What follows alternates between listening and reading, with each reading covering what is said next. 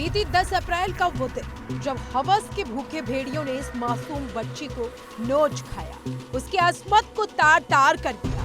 जिस वक्त ये बच्ची झाल ब्रिज के पास अपनी खुशी के कुछ पल ढूंढ रही थी, उसी वक्त खूंखार शेर की तरह भूखे इन हवस के भेड़ियों ने बच्ची को अपना निशाना बनाया। एक अकेली युवती और 10 के करीब में हवस के भूखे भेड़िए। युवती रोती रही, बिलखती रही और अपनी अस्मत की दुहाई देती रही, लेकिन इन दरिंदों ने उसकी एक न सुनी, बस उसे बेआबरू करते रहे। उत्तर प्रदेश के कासगंज जिले में स्थित नदरई एक्वाडक्ट, जिसे झाल का पुल कहा जाता है, जो अपने बेजोड़ कारीगरी, नक्काशीदार बनावट और बेहतर इंजीनियरिंग के लिए प्रसिद्ध है, अब एक घटना की वजह से शर्मसार हो गया है। आपको बता दें, यहाँ पर बीती 10 अप्रैल को अपने मंगेतर के संग घूमने आई नाबालिग के साथ 10 राक्षस टाइप के हैवानों ने दरिंदगी की इंतहा ये है कि इस घटनाक्रम को अंजाम देने से पहले उन्होंने पीड़िता के मंगेतर के साथ मारपीट और लूटपाट की और बाद में सामूहिक दुष्कर्म की घटना को अंजाम दिया। इंडिया न्यूज़ की टीम इस समय ग्राउंड जीरो पर है। हम नदरई एक्वाडक्ट पर खड़े हुए हैं। यहाँ आके हमने पाया कि इस घटना के बाद में जो पर्यटक हैं उनका आना जाना काफ़ी संख्या में कम हुआ है। लोग डरे हुए हैं, जगह सुनसान हो गई हैं और जो लोग यहाँ आ रहे हैं वो पूरी तरह चुप हैं। इसका कारण ये है कि जो 10 आरोपी हैं उनमें से एक भाजपा का नेता है, जिसका नाम अखिलेश प्रताप सिंह उर्फ गब्बर है। हम ग्राउंड जीरो पर पहुँचे हैं, ये पड़ताल करते हैं कि यहाँ अब माहौल क्या है और जो ये आरोपी भाजपा का नेता है उसकी क्या कुछ क्राइम कुंडली है। वारदात के बाद डरे और सहमे लोग, आरोपियों का खौफ जुबान पर लगा ताला। वहीं जब इंडिया न्यूज़ की टीम ने मौके पर पहुंचकर पड़ताल की तो जो तस्वीरों में देखा वो हैरान करने वाला था। लोग इस हैवानियत भरी वारदात के बाद डरे और सहमे हुए हैं और पिकनिक स्पॉट पर आने वालों की संख्या में कमी आई।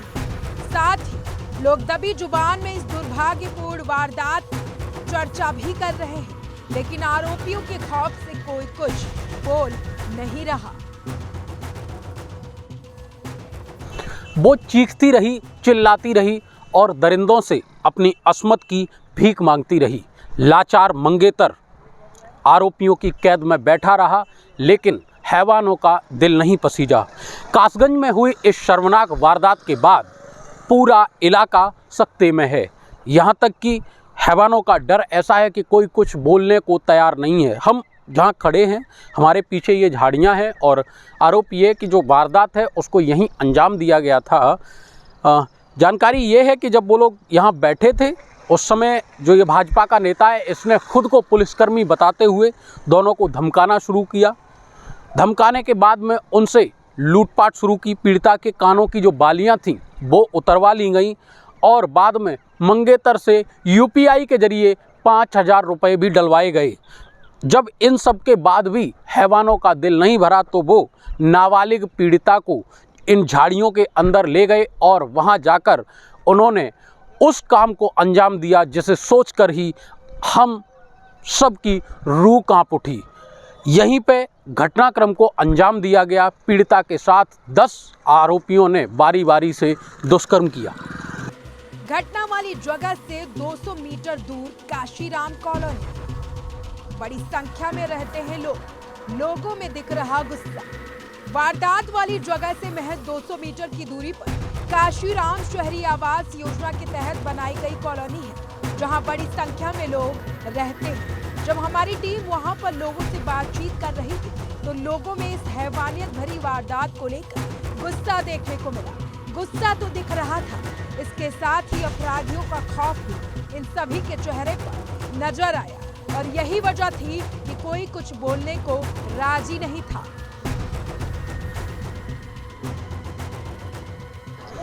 आरोपितों ने जिस जगह पर इस शर्मनाक घटना को अंजाम दिया था उससे महज 200 मीटर दूर कांसीराम आवासीय कॉलोनी है, जहां पर बड़ी संख्या में लोग निवास करते हैं, लेकिन जो आरोपित भाजपा नेता था जिसका नाम अखिलेश प्रताप सिंह उर्फ गब्बर था, उसका यहाँ के निवासियों में भी इतना डर है कि अब इस घटना के बारे में कोई भी बोलने को तैयार नहीं है।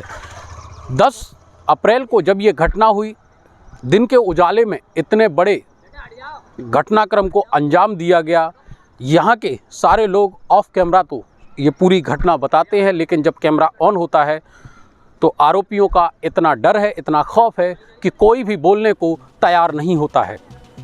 वहीं गैंगरेप में जिस भाजपा नेता अखिलेश प्रताप सिंह उर्फ गब्बर का नाम आ रहा है, उसकी क्राइम कुंडली भी उतनी ही चौंकाने वाली है। आरोपी गब्बर भाजपा नेताओं के इशारे पर अपराधों को अंजाम दिया करता था।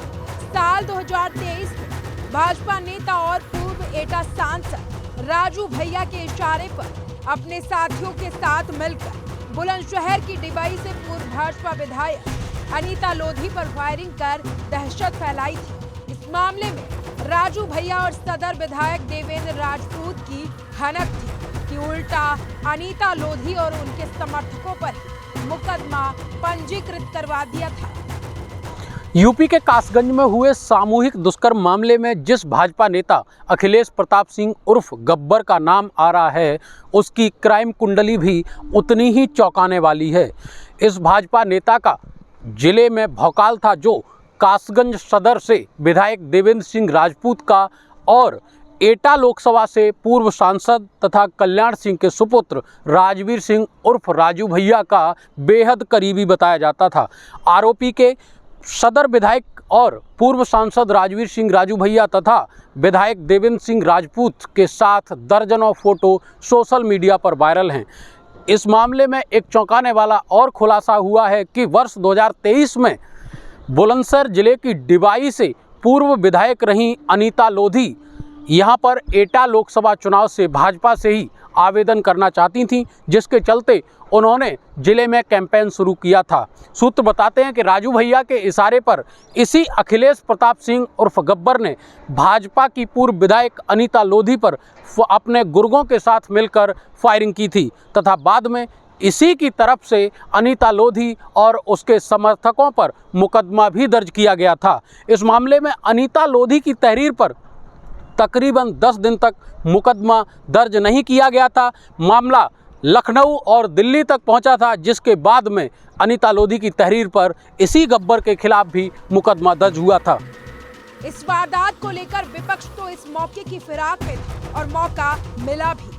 जैसे ही भाजपा नेता अखिलेश प्रताप सिंह उर्फ गब्बर का नाम आया, तो फिर विपक्ष योगी आदित्यनाथ सरकार पर हमलावर हो गया। कांग्रेस नेता प्रियंका गांधी, समाजवादी पार्टी और नगीना से सांसद चंद्रशेखर ने ट्वीट कर योगी सरकार पर निशाना साधा। कासगंज सामूहिक दुष्कर्म मामले में जब भाजपा नेता का नाम आया, तो फिर विपक्ष भी योगी सरकार पर हमलावर हो गया। कांग्रेस ने ट्वीट करके योगी सरकार से ये पूछा कि योगी जी बताने का कष्ट करेंगे कि क्या भाजपा का कार्यकर्ता होना दुष्कर्म करने का लाइसेंस प्रदान कर देता है। इसके साथ ही आज़ाद समाज पार्टी के जो मुखिया हैं और नगीना से सांसद हैं चंद्रशेखर, उन्होंने भी ट्वीट करके योगी सरकार से सवाल किए कि कासगंज में आपकी ही पार्टी के एक नेता ने अपने साथियों के साथ मिलकर एक नाबालिग बिटिया की अस्मत रौंद डाली। मुख्यमंत्री ये बताने का प्रयास करेंगे कि भाजपा का नेता होना क्या अपराध करने का लाइसेंस कर देता है। इसके साथ ही जो आज़ाद समाज पार्टी के मुखिया हैं चंद्रशेखर, उन्होंने योगी सरकार से मांग करते हुए कहा कि अपराधियों का जो मुकदमा है इसको फास्ट ट्रैक कोर्ट में चलवाएं और आरोपियों को फांसी की सज़ा दिलवाने के साथ साथ पीड़िता के परिवार को उचित मुआवजा और सुरक्षा की व्यवस्था भी योगी सरकार करे। कासगंज सामूहिक दुष्कर्म मामले में शामिल अखिलेश प्रताप सिंह गब्बर के दबंगई के दर्जनों वीडियो सोशल मीडिया पर वायरल हो रहे हैं, जिनको देखकर उसकी हनक और दबंगई का अंदाजा लगाया जा सकता है। कासगंज सामूहिक दुष्कर्म मामले में जिस भाजपा नेता अखिलेश प्रताप सिंह उर्फ गब्बर का नाम आया है, उसके दर्जनों दबंगई के वीडियो अब सोशल मीडिया पर वायरल हो रहे हैं, जिन्हें शेयर करके लोग मुख्यमंत्री योगी आदित्यनाथ और कासगंज प्रशासन से सवाल कर रहे हैं। ऐसा ही एक वीडियो सोशल मीडिया पर वायरल हो रहा है जिसमें आरोपी भाजपा नेता अखिलेश प्रताप सिंह उर्फ गब्बर एक पीड़ित की अपने साथियों के साथ मिलकर बेल्टों से पिटाई कर रहा है। वीडियो में देखा जा सकता है कि आरोपी बेल्टों से बेरहमी से पीटते हुए पीड़ित को मां बहन की बेहद अश्लील गालियां दे रहा है। इसके साथ ही एक घटनाक्रम ये भी निकल के आया है कि कासगंज जिले में वर्ष 2022 में किसरौली रोड पर कुछ दुकानों पर कब्जा किया गया था, जिसमें आरोपी भाजपा नेता अखिलेश प्रताप सिंह उर्फ गब्बर का हाथ था।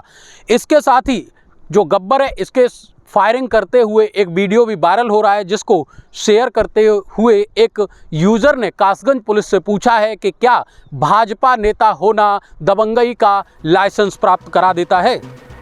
आरोपी भाजपा नेता अखिलेश प्रताप सिंह उर्फ गब्बर की छाप एक दबंग नेता के तौर पर पूरे जिले में है। वो कासगंज से सदर विधायक देवेंद्र सिंह राजपूत का लाडला था और जरायम की दुनिया का बेताज बादशाह बनने की राह पर अग्रसर।